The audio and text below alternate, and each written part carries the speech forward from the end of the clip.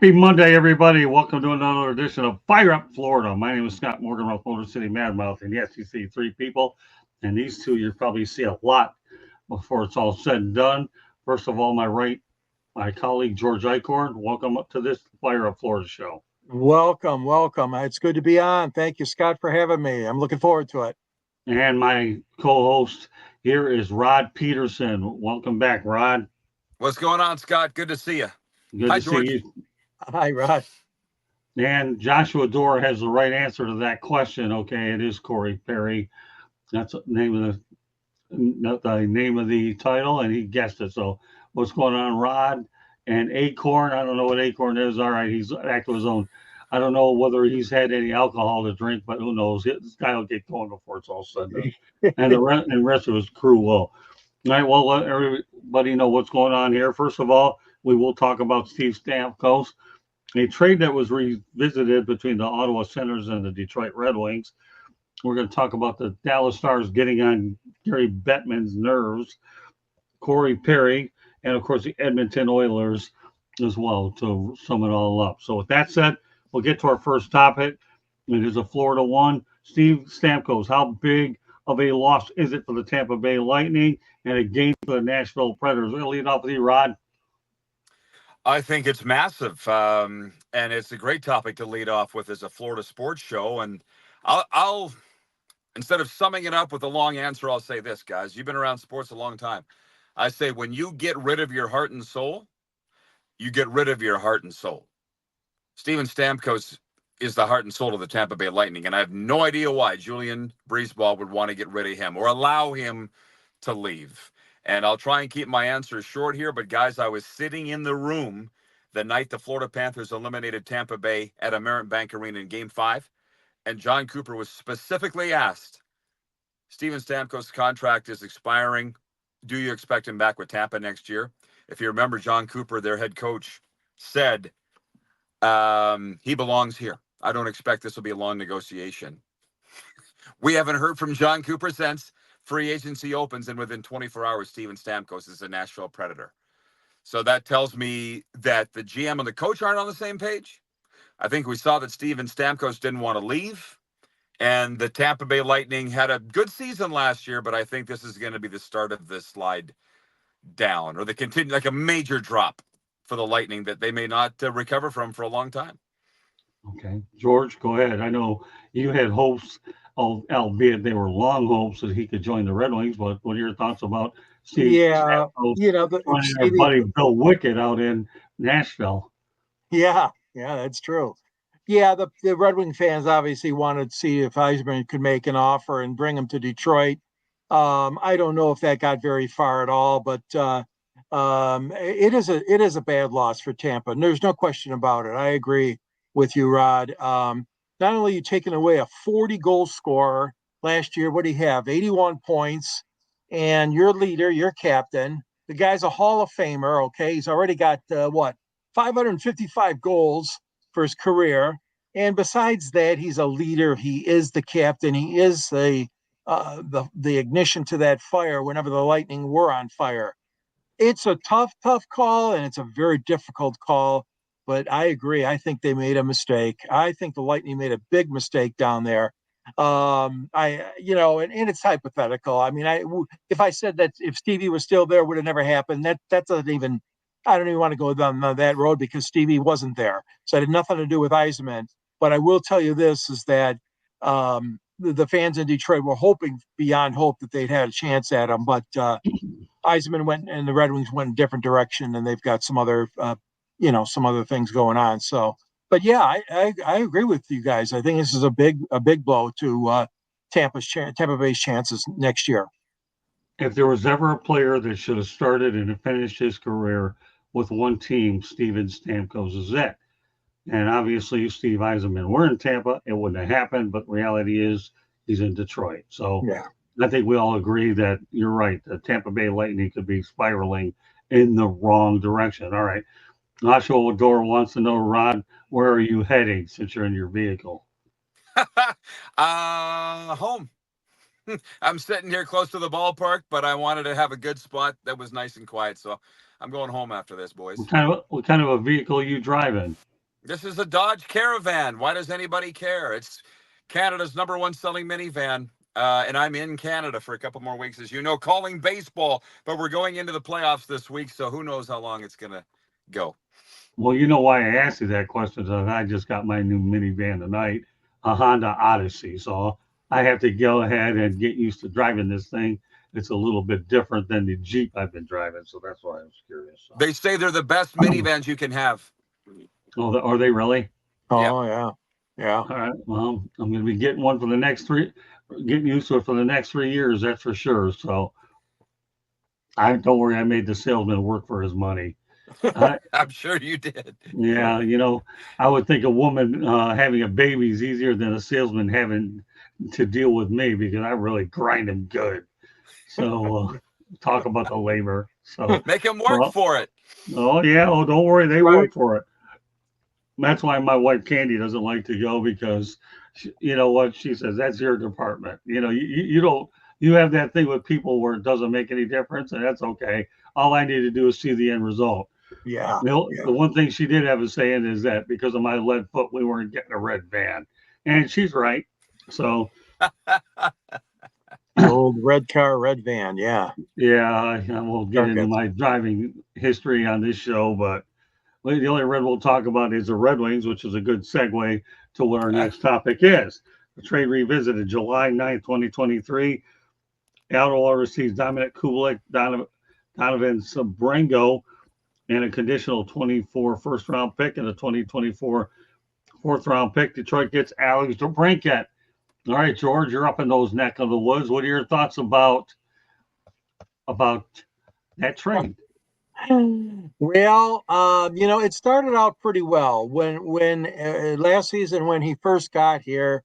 I felt that he was playing a lot better than later on. I don't know exactly what happened, but he went into a situation where I think the teams were playing him a little bit tighter. I think maybe he just didn't have the comfort level that he had, obviously, in his previous teams. And, I give the man the benefit of the doubt because I thought it was a very good pickup by Yzerman, and I'm still optimistic.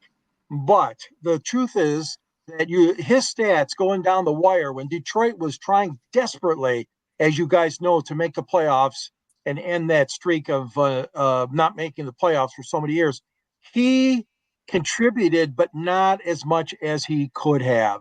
There were I don't know, let's say 4 out of 6 games he had no points, or maybe 1 assist but no goals. His goal total just dried up in that second half, and he has to put the puck in the net more.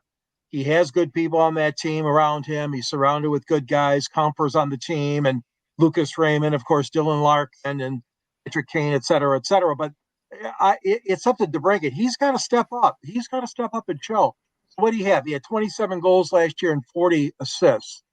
Not bad for an average or above average maybe player in the NHL, but for Detroit, they definitely need more firepower from him. At least 35 goals. All right, D-Lowe's 77. Did I get a heck of a deal? You bet. I make sure I don't get bad deals because I'm going to grind them until they have to bring the manager back 9 times. And I will say one thing I had going for me in this negotiation. My brother-in-law works for Chrysler, and Honda was competing against my brother-in-law and the employee discount, so they knew they couldn't whack me on a big number. And so Honda was competing against Chrysler, and that's how I was able to pull this off. All right, to answer your question, D-Lowe's. All right, Rod, what are your thoughts about this trade? I thought it was a great trade for Detroit because he's from there, obviously. I knew that he was going to be excited to come back. He wanted out of Ottawa. That put Detroit in a pretty good position leverage-wise. And I watched Detroit. I think they came through twice through Sunrise, and DeBrincat is a key member of that team. I'm with George. The plan that Yzerman has isn't real clear with where he's going with the Red Wings. Like signing patrickkane, I'll be honest, leading up to the trade deadline, everybody thought that patrickkane, or wherever he was going to sign, they thought he was coming to Sunrise. I was told he was.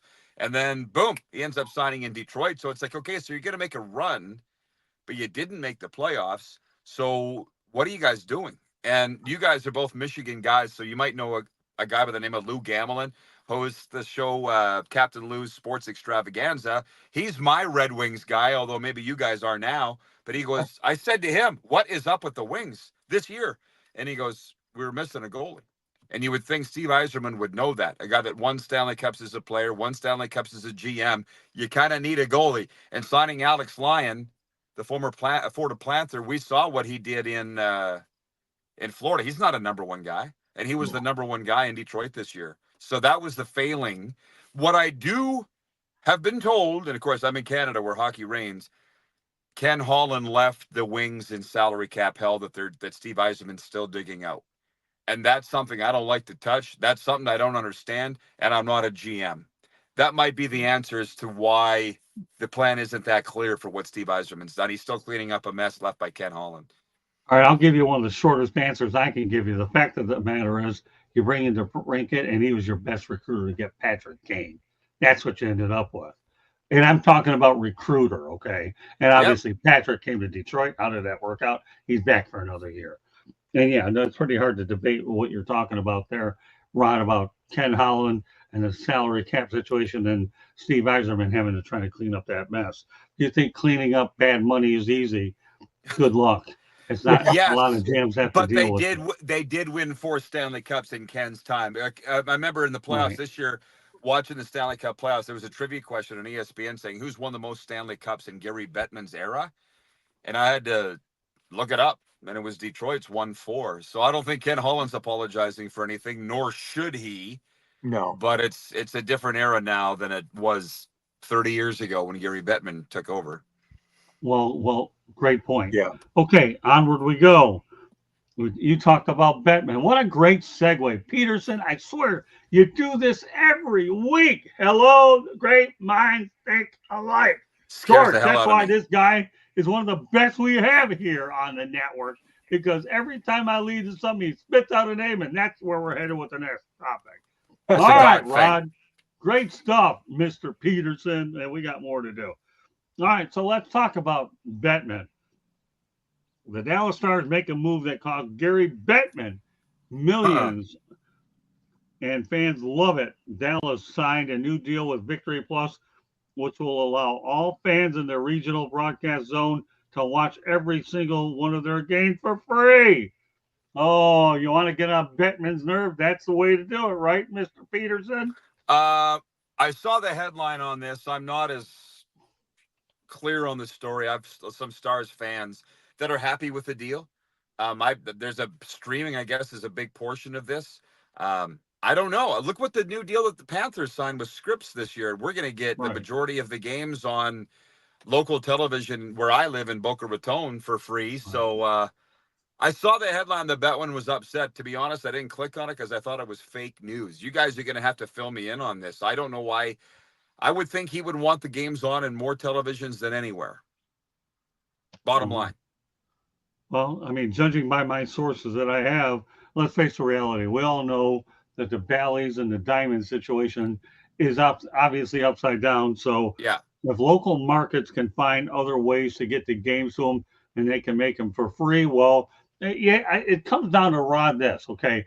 Where is streaming going and what networks are upside down and bankruptcy and whatever, because they have to scramble to get their games out there somewhere. And obviously we know full well that when they get them on for free, they're going to be selling a boatload of advertising. Is the only way that I can justify it based on the sources that I have. So I'll stay with that. And if any other updates come out, we'll certainly bring them to you in future shows. So I'm happy if this is indeed what the Stars have pulled off and their fans get them for free. More power to them. You know, the fans are entitled. And let's face it, if they want to go out there, you know, they're going to charge them a fair amount of money to show up at the games. Yeah, it's a confusing world. Again, my Stars fan friends are happy with the deal. Maybe what they're saying Bettman might be upset with is they didn't get as much in rights fees than they should have. But I'll tell you what, man, there was a lot of panic Panthers fans in South Florida, as you know, where we all live, that they were going to have to pay extra for Panthers games or whatever. And wasn't it interesting? The second the regular season ended, any Panthers coverage went off the air with Bally's, and it's still a mess. And I didn't need it, man, because I don't watch the Marlins. Sorry. But I'm happy with this new TV deal. So I feel like the NHL is still in a time where they'll get on any network they can for as many games as they can and be happy about it. Remember, once upon a time, and I know I might be diving into Georgia territory, but the NHL couldn't get a TV deal to save its rear end many years ago. They were on and off, on and off. We had the CBS with Dan Kelly, Jim Gordon. Then we go back to, what was it? NBC with Ted Lindsay and Peter Puck. And then for many years, it wasn't until Fox got them back on that they started to get involved. So the list goes on and on. And George, what's your take on the Stars?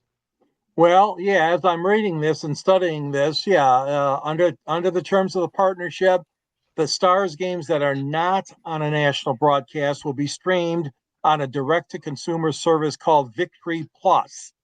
So, yeah, I mean, this is bold. This is new territory. But like you guys talked about, I mean, the problems that they've been having, Bally Sports and Diamond Sports Group, when they bought them, the Stars are looking, and so are other teams. In fact, I don't know what's going to even happen in Detroit.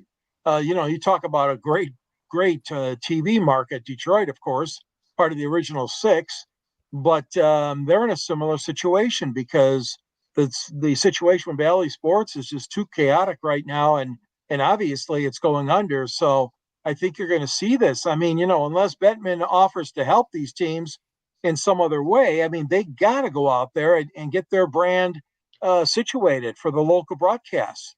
And so I do applaud the Stars for doing this. I mean, yeah, could be some consternation in the NFL commissioner's office, but let me tell you something.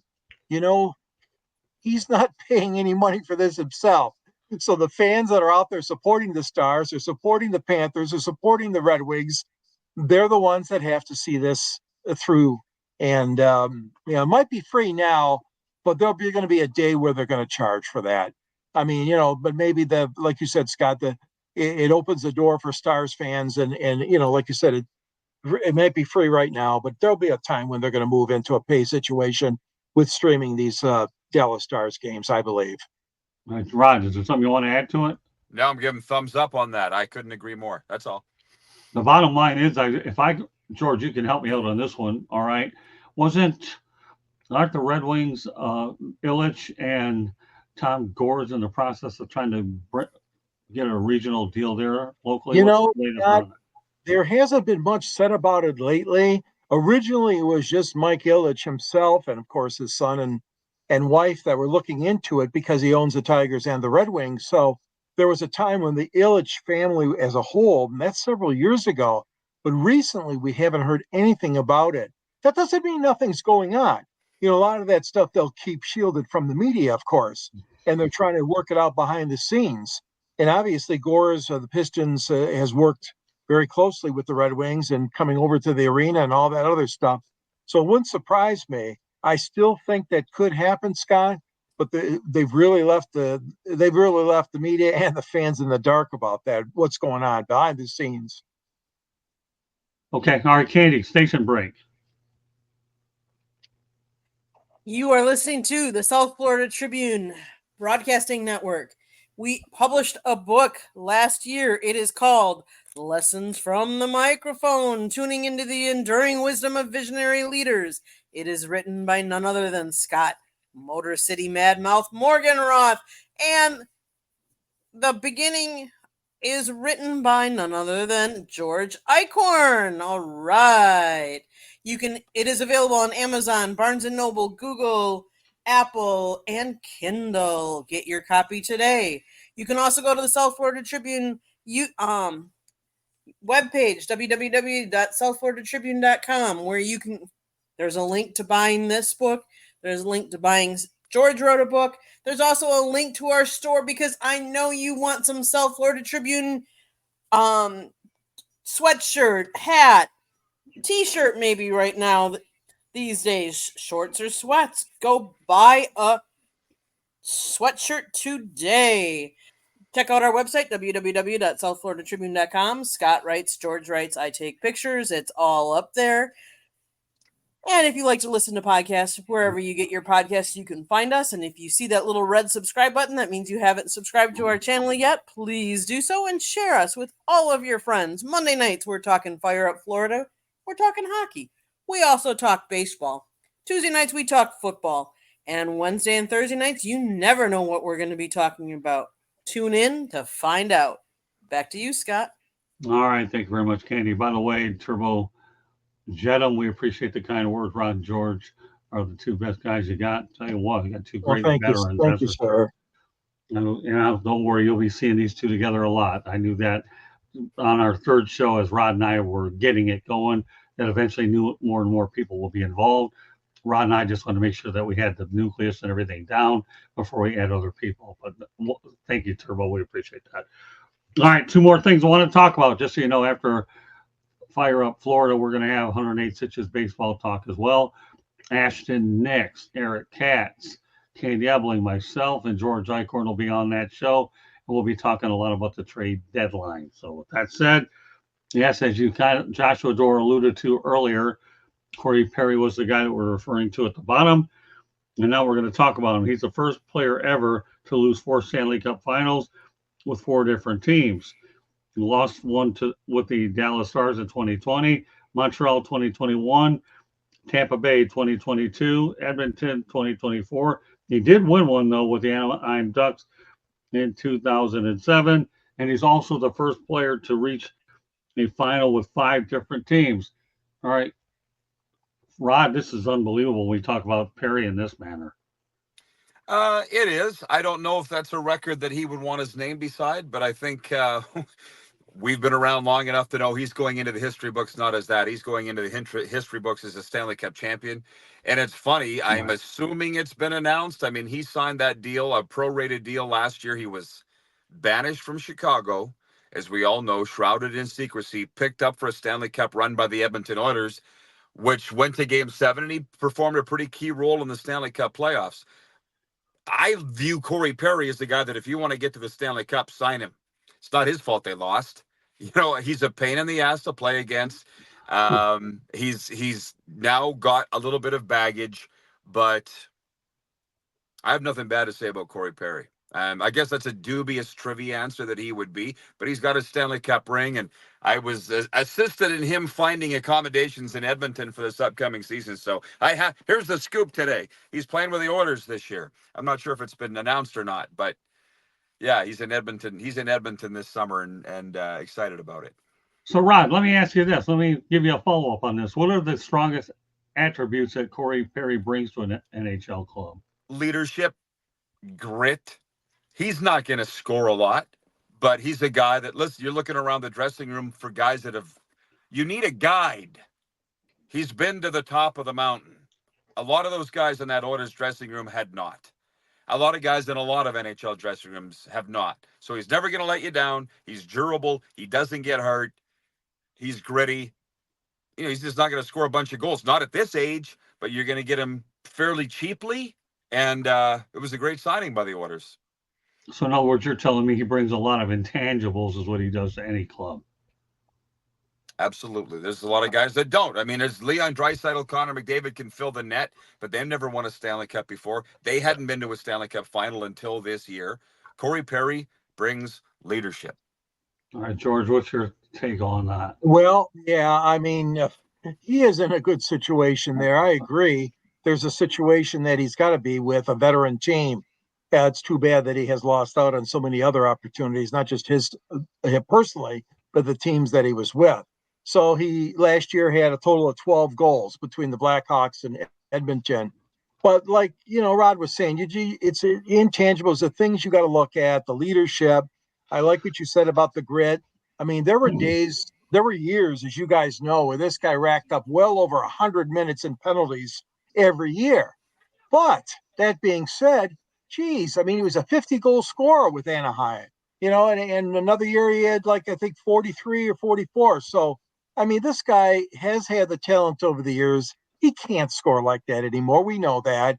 He's playing he doesn't play on the top line. But I'm just saying that Edmonton, yeah, any team that's a veteran team or any team that wants to act like a veteran team and go far in the playoffs, You need guys like this. Like the Red Wings needed a Maltby and a Draper and a Darren McCarty. I mean, you got these role players that are so very important, but especially one as effective as him. And he's going to get serious Hall of Fame attention when he hangs it up. So this is the kind of guy that you want around, like you said, the leadership and all the intangibles.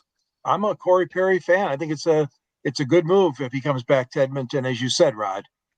Well, I think the biggest thing about Corey Perry is this. He's not going to go titleless in his NHL career, period. I mean, all right, so you've been there 5 times, you lost 4, but at least you won 1.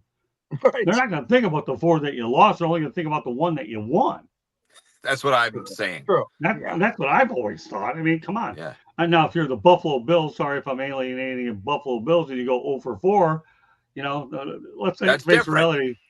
It is 0 for 4 or 1 for 5. I'll take the 1 for 5, but let's not kid yourself. The Buffalo Bills, to their fairness to them, they did have a lot of Hall of Famers on that team. So for a team that had won before, but we're having a different. Yeah, sorry, we're having a different conversation. Had he not won in 07, that's a different. But he did. So, and that's my point, Rod. That's exactly my point. He did win a championship. A lot of great players have never won a championship. But guess what? Corey Perry is not one of them. All right.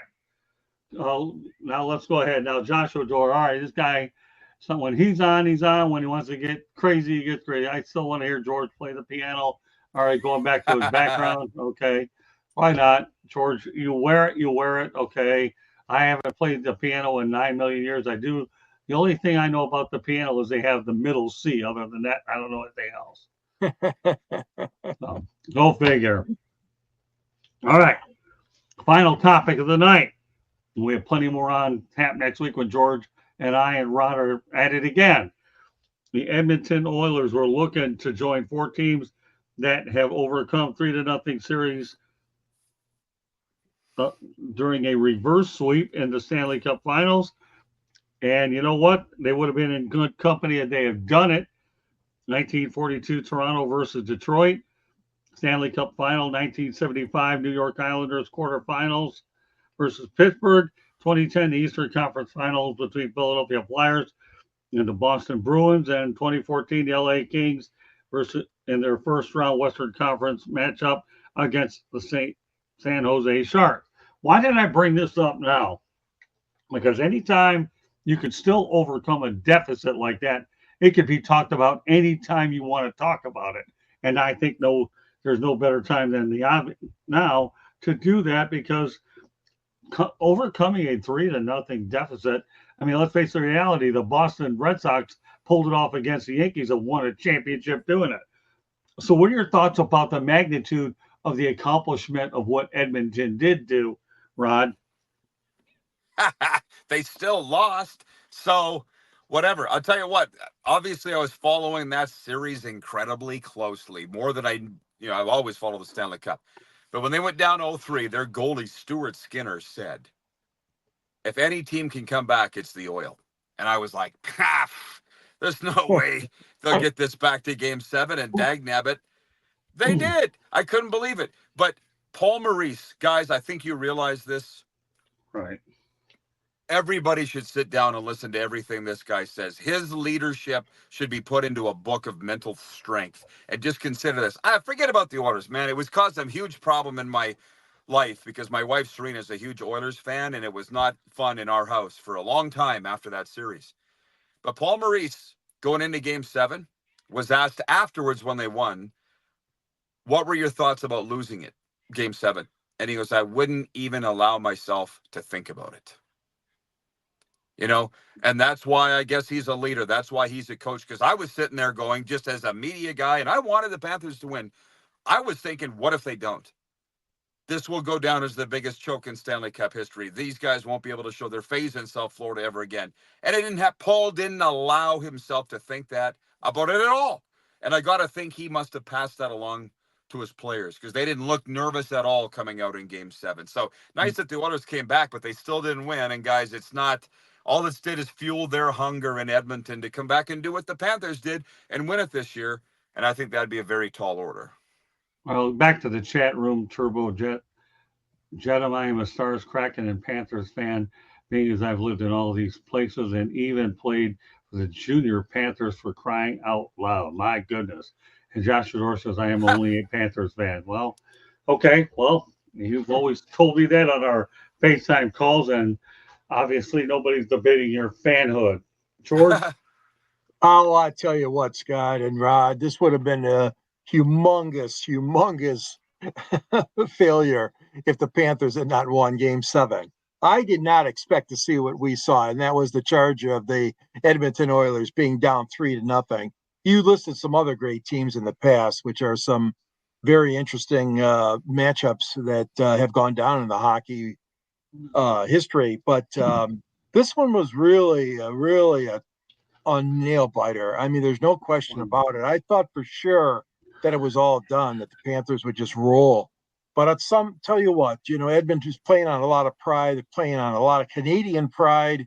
We all know it's been forever and a day since Canada could hoist the Stanley Cup, any one of their teams in Canada. And then, of course, what'd you have in Florida? You had a team that's been around a long time and has never won the Stanley Cup. So to me, it was a great matchup. And to me, that part of it didn't surprise me, the fact that it went 7. As my colleague next to me, Scott Morganroth, predicted. He predicted it in the first round when they were asking about who are the final candidates, so who's going to make the finals. And Scott said in 7 games it's going to take. But, I thought it'd be 6. A lot of us thought 6 for the Panthers. But Edmonton, I'll tell you what, they had a lot going for themselves. They had a lot of heart, a lot of guts, and it took them a long ways.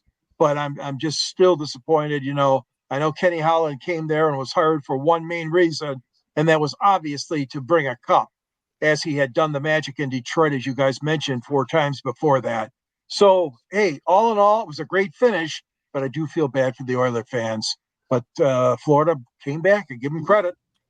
Yeah, you know what? I'll say this. The Edmonton Oilers, and I've said this all along, when they were in the playoffs, they were on house money. Nobody expected them to do anything. They really didn't. I mean, and the fact that they got there in the manner that they did, and they gave the Panthers everything they had, to me, that's impressive. Now, Kenholland left, but you know who they just recently hired? Stan Bowman is the new general manager, formerly of the Chicago Blackhawks. Okay, so let's go back to the chat room. All right, Turbo Jet Bottom. Rod, if you're up to it, I would like to add you to our Panther group chat where we text during games. I don't know. Do you want to do that or not? I'd be honored. Okay, there you go. We'll see. We'll see how we can do that. D. Lowe's, that's 44 years in the business. Get you, George. You can predict things like that. You'll get there someday. That was good. Yeah. Oh yeah, the group chat is during the playoffs. All right. Hey, I'll tell you one thing. You won't find a more passionate group of individuals in this chat room that are hockey people and Panthers, and that's why they look forward to Monday when this show comes on. All right, Turbo Jet Bottom. If I'm honest here, I don't think George fit in on the hockey show, but you sure have changed my mind, George. George is killing it on the show. Well, you know what, Turbo Jet Bottom, you're just so used to seeing him on baseball, but the reality is that George and I have that original 6 mentality that he can talk hockey. Hockey and baseball are his best sports. They really are. And that's why I made the decision to bring him on tonight, and he'll be on next week as well. And I'll continue to add more and more people, with George getting the majority of the snaps, but other people will be in here to make it interesting as well. Rod and I, we set the table for this whole thing anyways. So now Joshua Door back to ball buster. Rod, I think Rod would be a good ball buster in the group. And you know what a ball buster is? They like to agitate each other. You'll get to know it at times. Can I say something? Can I chit? Yeah. I know you got to do baseball here right away, but there's one thing I'm interested to see where this goes with the Panthers fans, because they've been unbelievable to me, better than any fan base has ever been, and I've been around. But I'm interested to see where this goes, because before you and I hooked up, Scott, I was rattling off these stats. The 1942 Leafs, everybody was talking about it, that they came back and won. But what nobody was talking about was the 1945 Leafs did what the Panthers did, blew a 3-0 lead, and then came back and won Game 7. And I had Panthers fans say to me, we don't care about anything that happened before 1970. And I was like, well, then you're not going to like me, because I think, look, I'm not ancient, but we have to understand there was a world before you were born, kids. Like, this is what built the National Hockey League history. So, you know what I mean? Like, we're going to talk about this stuff. And if you're not interested, don't watch. But I wonder, because I hope South Florida now is a legitimate hockey market. We've talked about it on past shows. They've left the group of non-Stanley Cup winners. They're now in the group of haves and winners. Will it change their outlook? I don't know. I'm interested to find out. Yeah, but if they continue to play good, consistent hockey, you'll see them mirror themselves like the Lightning. But that's we'll have to see how this goes. I'm not going to sit here and go that way yet. I need to see more consistency with them getting to the finals, or at least the Final Four, to be convinced. Yeah, and I used to never see people, Josh Shador, wearing Panthers gear. I see people rocking Panthers shirts and hats everywhere. Of course, Josh, are all going to get on the bandwagon of a Stanley Cup. What do you expect? I should give you a ball buster for saying that. Come on, Josh. Ball buster. What are you, nuts? Okay, that's Tampa was not a hockey town until they won the Cup. Thanks for making my point. Okay, we'll see whether the Panthers are a hockey town, because they never won one either. Yeah, all you have to do is go to those games and see how many of the opponents' jerseys were there. So, Josh, you just made our point for us. Okay, maybe there's hope for you after all in the chat room, because you never want to come on the air anyways and face the music. So this is good. It is good. It is good stuff. Yeah. Good stuff. Yeah, I'm telling you, these guys are entertaining. They definitely are. I mean, they live for this stuff. All right. You're entertaining, Scott. Forget about them. You're the one that's making me laugh. Yeah, oh my God. Right. Yeah, all we do is come up with stats. All this guy comes up with his ball busters or whatever. Now he's going to be looking like a dog with his tongue wagging is what will end up happening there, Rod. Mark my word. If you knew this guy, you knew I'd be right about that. You say you have baseball tonight, or you're just no. I know you guys got another show after this. Oh, we're making good on time, actually. Okay. But yeah, I say Turbo Jet Bottom. I hope Rod and Scott can get credentials for the games this year to cover the game. Well, it's funny how you say that. Rod and I, once he gets back in town, are going to try to see what we can do collectively as a tandem, right, Rod? Why don't you explain what your intentions are for what we're looking to try to do? Oh, nothing. I've gone to Panthers games since I moved to South Florida 3 years ago.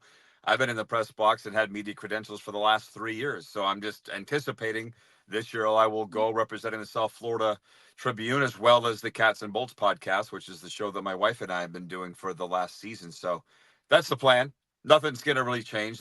For anybody that knows, Scott said, would you mind going to all the Panthers games? Because our viewers are dying for Panthers talk. And he goes, I see you're there all the time, so would you mind carrying our flag? I'm like, I would love to. That's how this all happened here. Yeah, and then obviously with Rod obviously inside, I have no problem covering the Panthers. I did during COVID-19, and I had to make sure I answered those questionnaires. The main thing is my studio work is extremely busy, plus what I do on the weekends. My weekends are my recess to go to places. But Joshua's asking me, do you voice your opinions on the Panthers organization on here? Joshua, Rod will tell you that, some individuals, he's not going to put any names out there. Some PR people, you have to just be what you have to use velvet gloves or something. You have to be really soft with them. And I have nothing against them per se. I got news here. Their drive is only 15, 20 minutes from where I live. So I don't have to worry about that. I don't have to pay $20, $30 to park there either. I'm lucky. But the reality is I'm so caught up with everything that we're trying to do, building a network and trying to do a lot of things. I think as I go forward in 2025, though, and I'll say this to Rod and George, and I think George knows it and Rod getting to know it. For me, it's all going to be about covering places that give you the most access before I go ahead and prioritize where I want to be. And I'm trying to identify where those individuals and places are going into 25. It's a constant evaluation process. So, but let's just go back to what Rod said. The Panthers will not be a part of a group that has not won a Stanley Cup. They took care of that, and they got that gorilla off their back. That's what it comes down to. That's very important. Very important. And like you said, they got it off their back. And I think obviously that's the first thing you got to do. And then you got to see, the excitement's got to continue next season for them. They want to continue it. You just don't want it out this thing. You got to make that change. You got to make that commitment, whether you're a fan or whether you're a player. I mean, you want to go forward with some winning attitude, and you've got the cup now to brag about. So obviously that's going to help them. Well, we all know Bill Zito's undoubtedly one of the best general managers in the business. And you see what he's taken with a dysfunctional franchise and made them relevant. I mean, that's just all there is to it. You look at all the hardships that the Panthers have had to deal with, and Bill Zito's done an excellent job turning them into an elite franchise. Time will tell whether he can continue to do that. And I'll tell you, the Eastern Conference is a tough conference. It really is. So, and it's not going to be easy to get in the playoffs every year. But the Panthers have to worry about the championship situation for sure. So as we get ready to wrap up the show, George and Rod, obviously we're glad to have you on tonight. Obviously, I'm planning on you guys rejoining next week.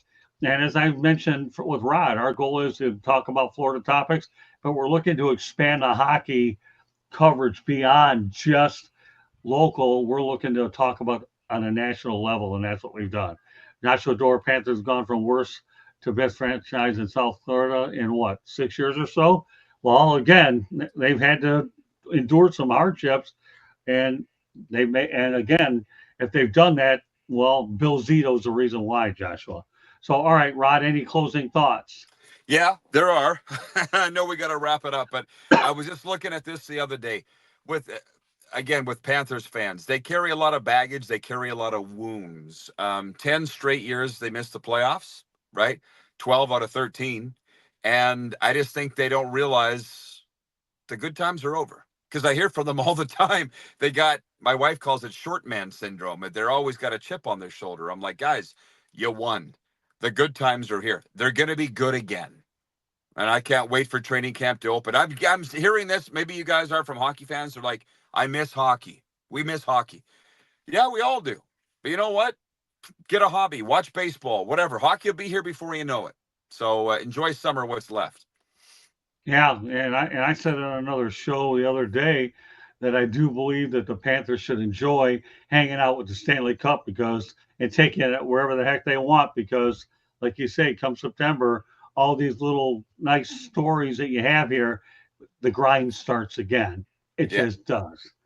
And for the Panthers and the Tampa Bay Lightning, well, we'll see if they're a tale of two Florida markets, and I'll have other stats backing up on that as well. George, any closing thoughts real quick? We have baseball at the top of the hour, but we're doing really great on time, so nothing to worry about. Yeah, and the only closing thought I want is to say congratulations to Pavel Datsyuk, who got the call from the Hockey Hall of Fame, and rightfully so. Pavel is going to be joining the class of 2024 in Toronto later this year. So I'm happy for him. Great career at the Red Wings.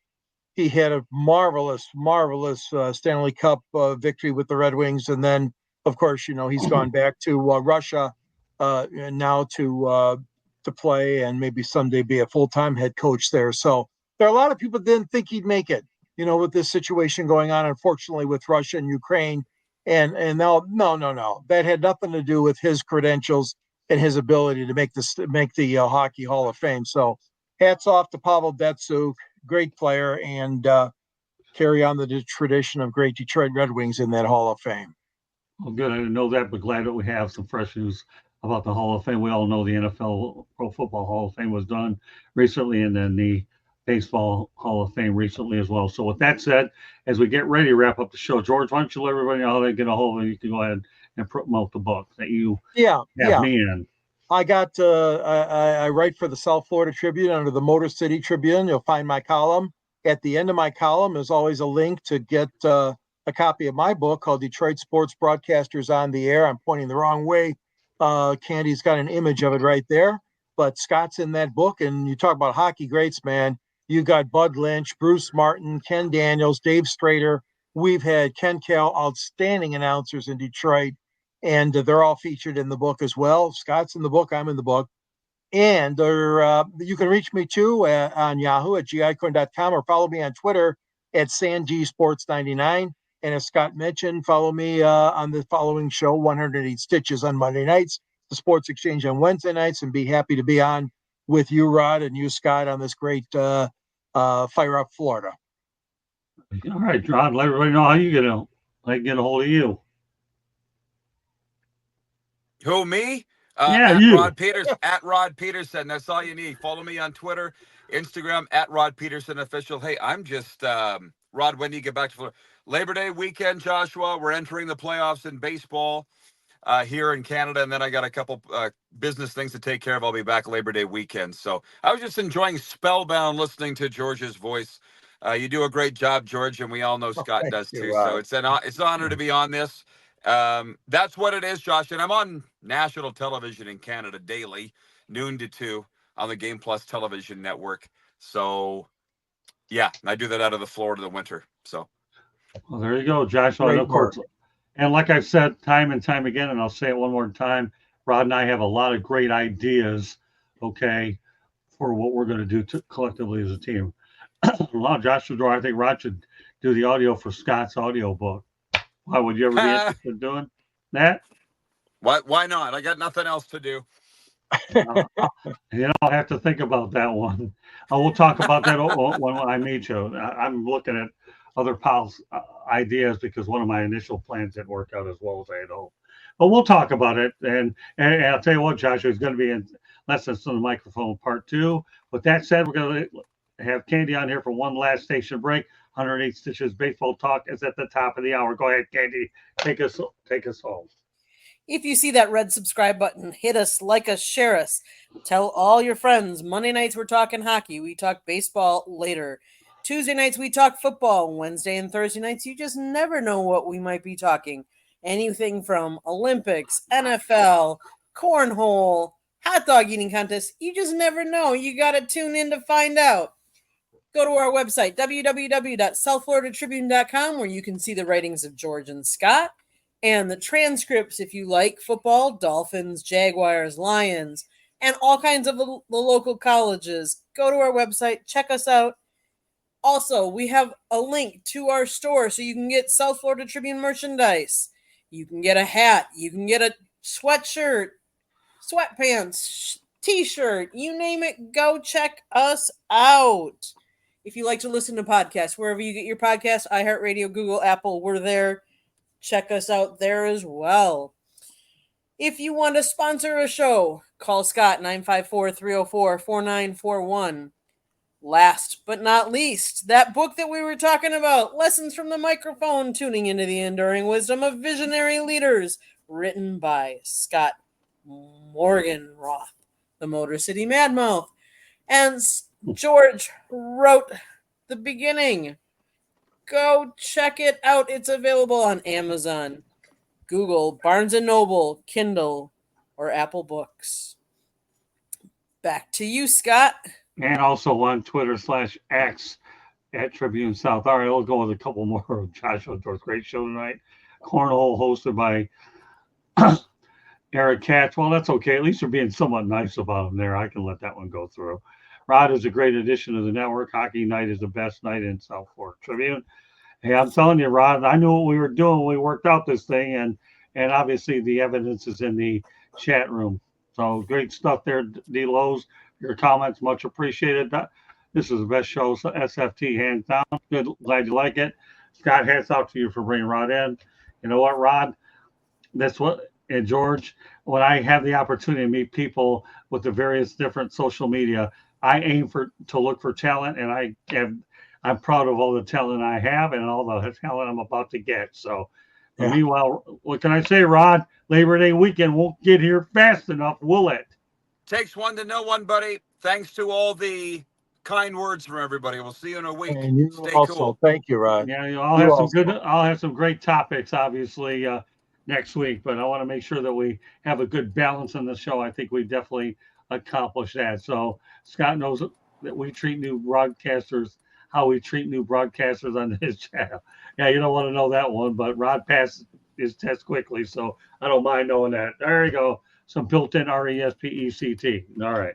So meanwhile, that concludes this edition of Fire Up Florida. 108 Stitches Baseball Talk is at the top of the hour. So on behalf of my crew, Rod Peterson, Mr. Hockey on our end, and George Eichhorn, Mr. Colleague for 4 decades and counting, this is Scott Morgan, the Motor City Madmouth. Thank you for joining us on this edition of Fire Up Florida, and we will see you next Monday night. Good night, everybody. Good night.